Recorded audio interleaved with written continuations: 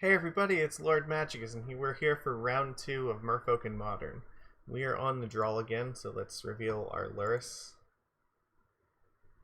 I think we have to mulligan this hand. One land's not really key. Okay, well, this is how this is gonna go. Fuck, I guess we're keeping this. You are probably not very good. Alright, well, match 2 is not off to a good start. And it looks like we're up against Ponza again, so that's terrifying. Well, at least the Force might do something.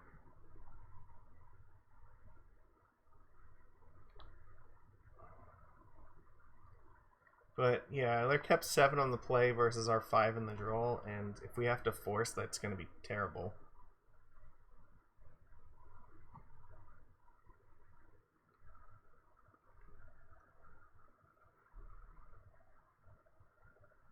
What are you doing?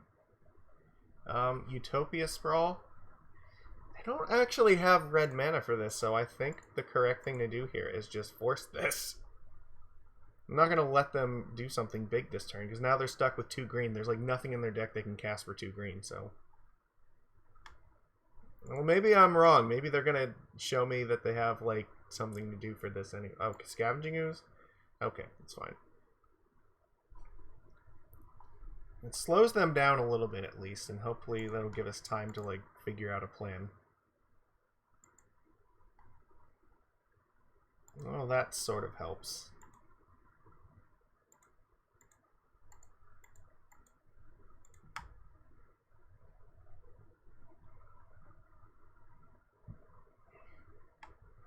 Well, that's something to put into play with Vile at least, so... At least now if they Blood Moon, it's not the end of the world.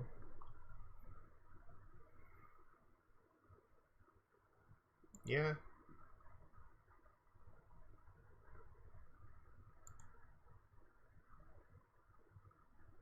Interesting.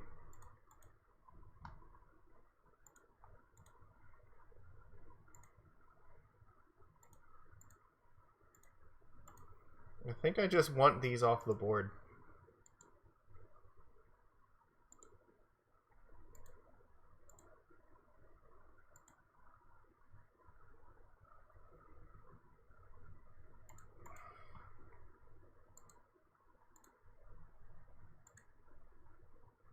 Alright, well I can't cast it. I put the Silvergill Adept in play because if I drew a land then I might want to put Luris into my hand, so... They don't really have anything else going on right now, so...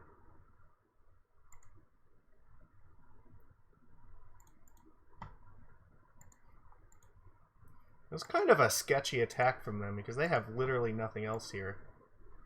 They're just F6ing through the turn, so... I don't know, they're at 2 cards, like, maybe we can do this, but we just drew, like, 2 dead cards in a row. Hopefully they just fail to draw anything relevant. It looks like it.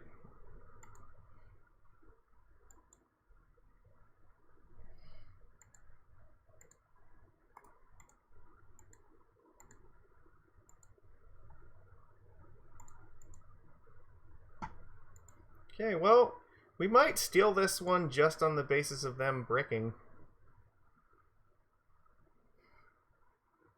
We have 4 cards in hand. None of them seem relevant.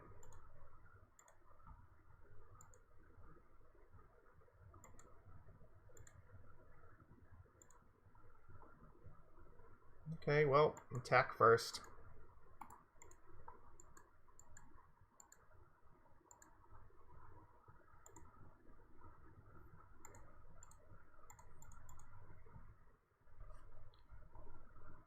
We already went through 2 Benthic Biomancers, right? Because we exiled 1 and then 1 died, so... Alright, well, we stole game 1. They had, like, nothing. I think attacking with the Arbor Elf was, like, such a mistake, because they could have just attacked with the Ooze, right? No, maybe they just... I think maybe they shouldn't have attacked at all. Like, yeah, they just threw away their only 2 threats for no reason. That's just so insane to me. Alright, well, what did we do before? We took out 2 paths. So they have Scavenging Ooze. We didn't see that in the other list, but they probably still had it. Benthic Biomancer, not very strong against this deck, but Forge Tender is. Yeah, I think this is fine. I mean, I like to keep Force over the Deprived just because we can cast this through Blood Moon. It doesn't counter Glorybringer, but it still does counter Blood Moon. It counters Chandra, so that's nice. And yeah, we can do it while, you know, we have like no blue mana in play because of a moon, if need be. So that's why I'm keeping the forces here. But I don't know. Well, I did not think that we were gonna win that one, but I guess their hand just like fell apart. I think we got to keep this.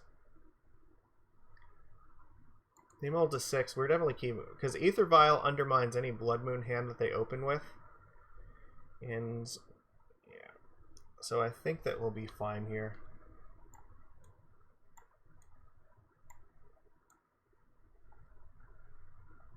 Utopia Sprawl away.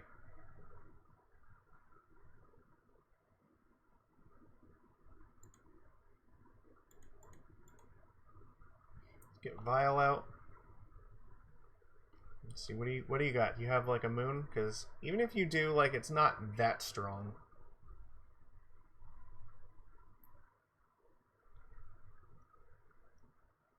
I'm not going to F6 to their turn because I want them to think I have something, but if it's moon, it's moon.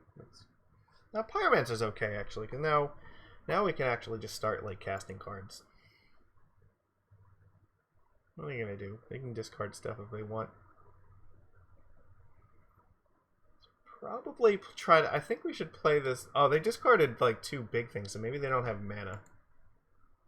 Which means I probably don't want to use this path right away. Like, the thing I want to path is already in the graveyard, so...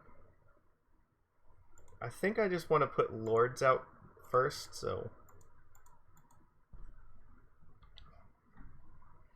Because theoretically next turn I can play 2 Lords if they don't do something here, so...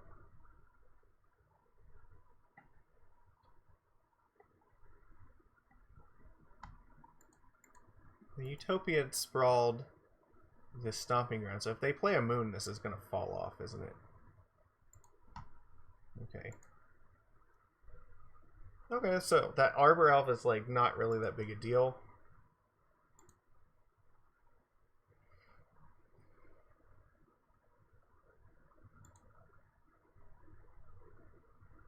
I'm not going to block this.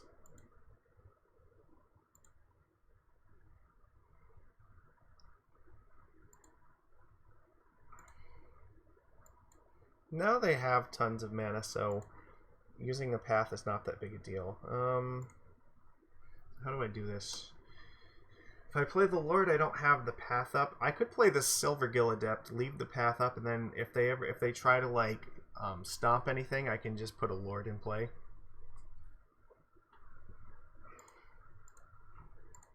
I mean, they're gonna know, so that's fine. Let's show them Master. No, that's fine. There's no need to attack here. Now if they try to stomp in their turn, I have Force to protect. Like I can make some pretty good blocks this turn.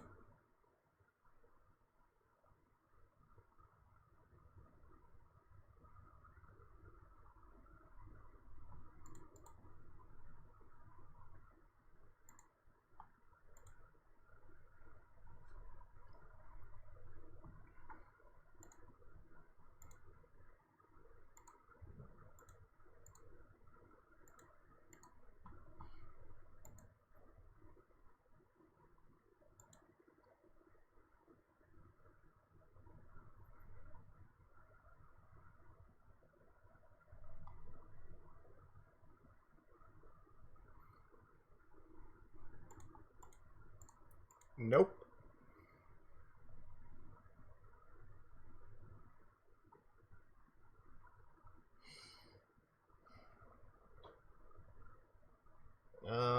Okay. Do they have another one? No, they just have another Pyromancer. Okay.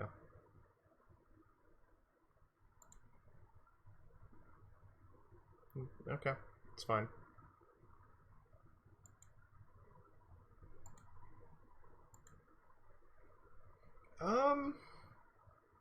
This might be a good time to tick this up. There's a very reasonable possibility that I want to Violin Luris this turn. Because I don't... Actually, I could attack them for a lot, right? There's not... I think maybe I don't want to do this. Not this turn. Oh, definitely not. They're at 16. So, like, do I have lethal in play? If they don't block, then yeah, they actually are dead, so...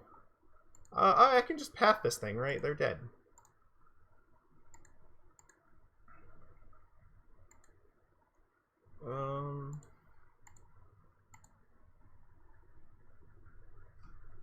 They just lose. Okay, we got this.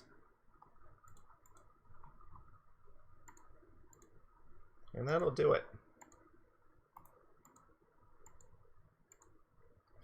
Get dunked on. Alright, well, we beat the red-green Ponza deck a second time in a row, and we even started on a mull to 5 in the first game on the draw, and somehow pulled it out of our asses. And then, yeah, this time, like, they didn't have a Blood Moon to, like, punish our mana base at all, so, yeah, it kind of just fell apart for them, so, yeah, it was good. Yeah, like, probably the thing to learn from this, though, is managing when it is that you play Luris, because this is probably one of the most difficult things to play with this deck, is figuring out what turn it is that you want to put Luris in play.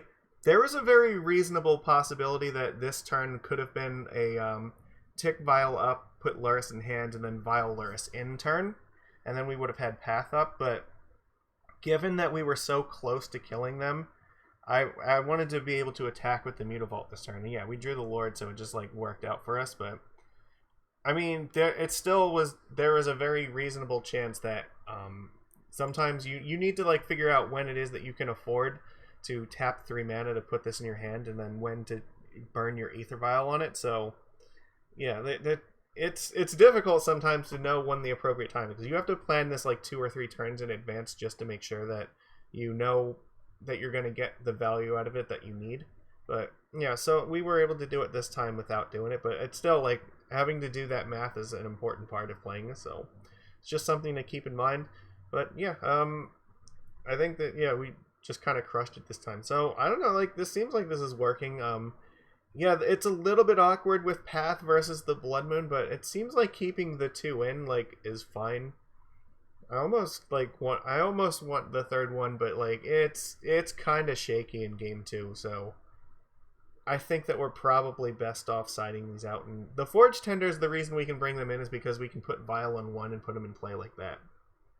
But you know, Path, unfortunately, like, you know, yeah, it's harder to justify keeping more of them, but yeah, obviously it just can win the game. So all right, we're off to a great start with this league, so hopefully we keep going, and yeah, we'll get our some prizes for this. And yeah, everybody give these videos a thumbs up and leave some comments. I'll read them and respond to them. So take it easy. I'll see you again tomorrow.